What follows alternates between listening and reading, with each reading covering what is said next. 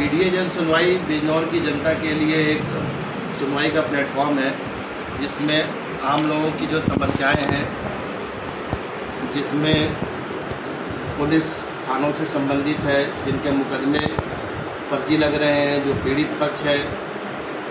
अभी आज जैसे सवेरे ही रोड ट्रांसपोर्ट वालों का एक यूनियन आया हुआ था, जिसमें मैजिक को एक निश्चित दूरी पे रोकी जा रही है और तमाम समस्याएं जो रोज़मर्रा की हैं, जो नागरिकों की समस्याएं हैं, वो सभी लोग इस कार्यालय में शनिवार रविवार को आते हैं, जिसमें उनका भरसक समाधान करने का प्रयास किया जाता है। संबंधित विभागों के अधिकारियों से वार्ता कर और आवश्यकता पड़ने पर दौरान पत्राचार से भी उसका समाधान किया जा रहा है।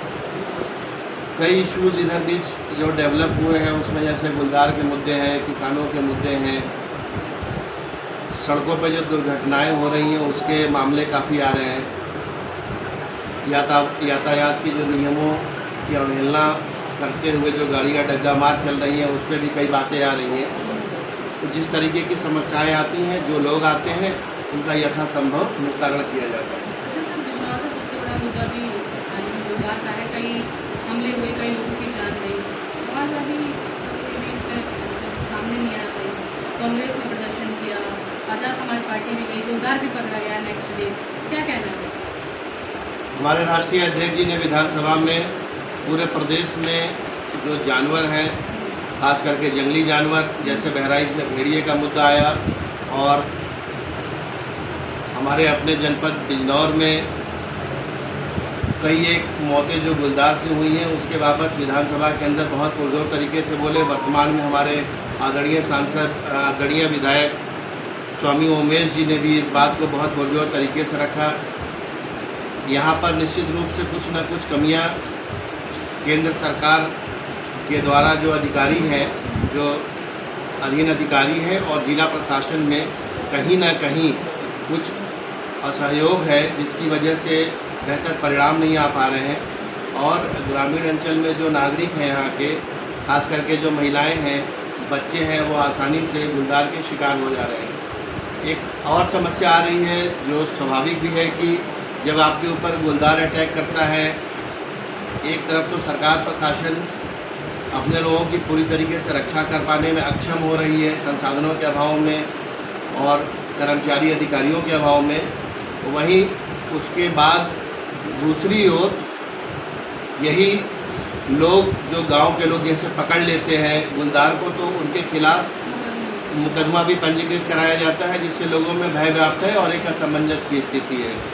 और एक अभी जो गुलदार वाली घटना आई, बेहोशी की हालत में पाया गया, यह भी एक बहुत ही अपने आप में अलग तरह की घटना है, कि जिसके लिए गुलदार के लिए जो खोजा जा रहा था, वो बेहोशी हालत में मिला। तो तमाम चीज़ें हैं, तमाम लोगों रील्स बनाने के लिए पिंजरे में मिला, बेहोश मिला, और तमाम लोग रील्स बनाने के लिए, तमाम लोग अपने वीडियो में अपने आप को फेम्ड करने के लिए कुछ इस तरह की घटनाएं और उस तरह की चीज़ों को दिखाते हैं, जिससे कि एक ख्याति प्राप्त हो। लेकिन हम लोगों का टारगेट है कि ज़्यादा से ज़्यादा लोगों को लाभ मिले, और प्रशासन शासन से मिलकर जनता के सहयोग से ही इसका समाधान किया जा सकता है, जो हम लोग कर रहे हैं। और बिजनौर की जनता को बहुत धन्यवाद है कि वो कार्यालय में आते हैं और अपनी समस्याओं को पूरी तरीके से बताते हैं, और उसका यथासंभव निस्तारण भी कर दिया जाता है। बहुत छोटी छोटी समस्याएं हैं लोगों के, बहुत छोटी छोटी समस्याएं हैं, जिसमें ना जानकारी की वजह से, कानून की बारीकियों की वजह से वो लोग सही जगह अपने प्लेटफॉर्म पे, सही फोरम पे अपनी बात नहीं रख पाते। इस वजह से भी उनकी परेशानियां पेंडिंग रहती हैं। यहाँ पर भरसक प्रयास किया जाता है कि उनकी परेशानियों को पूरी तरीके से सुनकर उसका निस्तारण किया जाए। और क्योंकि पीडीए जन सुनवाई इस आशय से खोला गया है कि इसमें सभी जाति धर्मों के लोग आए, मूल मकसद है कि लोगों की समस्याओं का समाधान हो।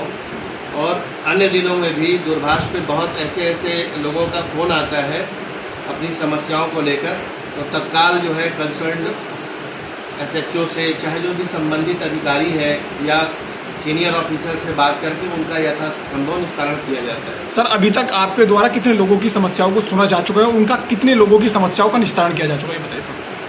ये सितंबर में कार्यालय खुला था और हमारे कुछ सहयोगी भाई हैं, हजारों की संख्या में निस्तारण किए जा चुके हैं और पीडीए जन सुनवाई की चर्चा पूरे प्रदेश में हो रही है। और ये भी कहने में कोई गुरेज नहीं है कि जो सत्ता पक्ष हो चाहे विपक्ष के जो नेता हैं या जो इस तरह के मामलों को सुलझाते थे, वो उतना इंटरेस्ट नहीं लेते थे जो आज की तारीख में लिया जा रहा है।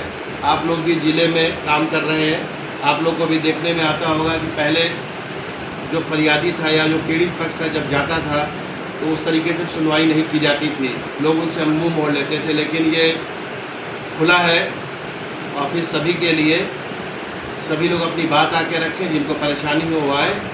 और लोगों का बहुत सहयोग भी मिल रहा है इसमें कोई दो राय नहीं कि लोगों का सहयोग मिल रहा है और तमाम हर वर्ग से मिल रहा है इसमें सहयोग।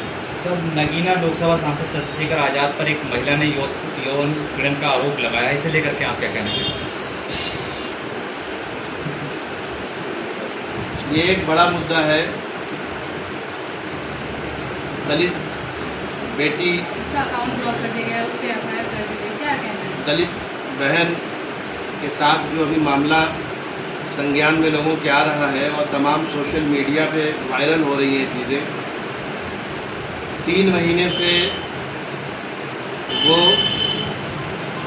डॉक्टर रोहिणी गावरी जो स्विट्जरलैंड में रह रही हैं, उनका सोशल मीडिया पे बहुत वायरल हो रहा है और भारत को उन्होंने यूनाइटेड नेशंस में प्रेजेंट भी किया है भारत को।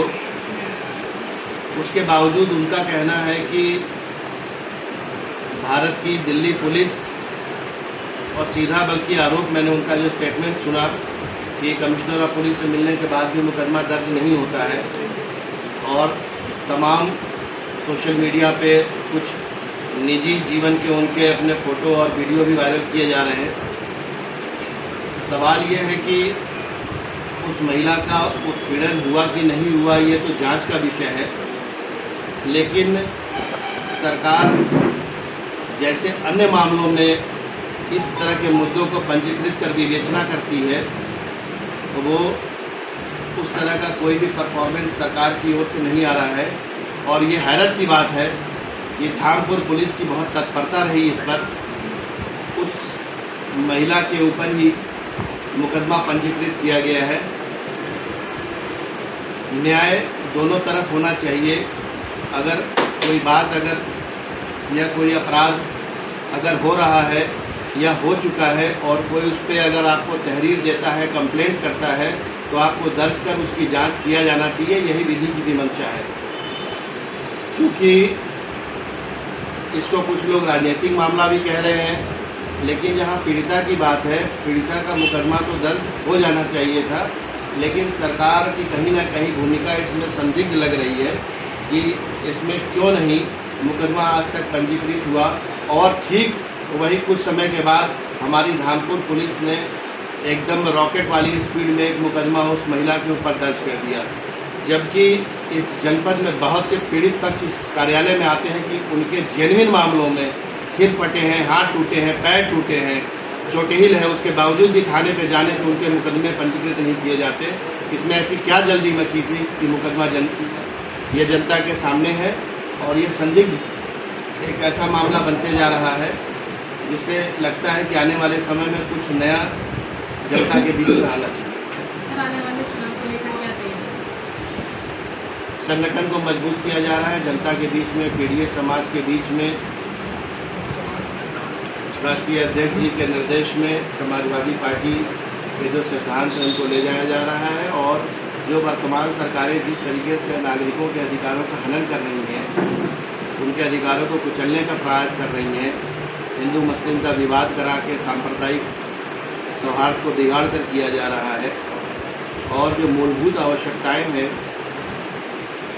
रोजगार, किसानों की समस्या और तमाम जो समस्याएं हैं नागरिकों की, उनको दरकिनार कर एक तरफ एक व्यवस्था हिंदू और मुस्लिम की कराई जा रही है।